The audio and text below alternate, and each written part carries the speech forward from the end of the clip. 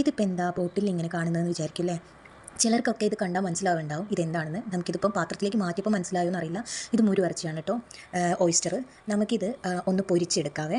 ഇന്നെനിക്ക് ഇത് സീസണിലാണ് കിട്ടുക. അപ്പം നമുക്ക് കിട്ടിയ സമയത്ത് നല്ല രീതിയിൽ ഷെല്ലിൽ വേസ്റ്റ് ഉണ്ടാവും, ഉള്ളിൽ വേസ്റ്റ് ഉണ്ടാവും. അപ്പോൾ അത് നന്നായിട്ട് കഴുകി പോക്കണം.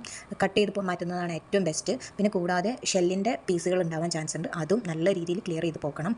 അതിനുശേഷം മാത്രമേ നമ്മളിത് ഒരു 2-3 വട്ടം കഴുകി എടുക്കുകയാണ് ചെയ്തിട്ടുള്ളത്.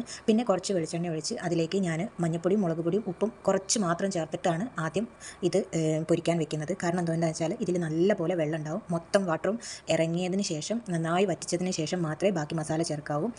ഇതിൽ പിന്നെ നമ്മൾ ചേർക്കുന്നത് എന്താണെന്ന് വെച്ചാൽ ഒരു 2-3 സ്പൂൺ മുളക് പൊടിയും പിന്നെ പെരിഞ്ചീരകം, അതാണ് ഇതിൻ്റെ ടേസ്റ്റ്.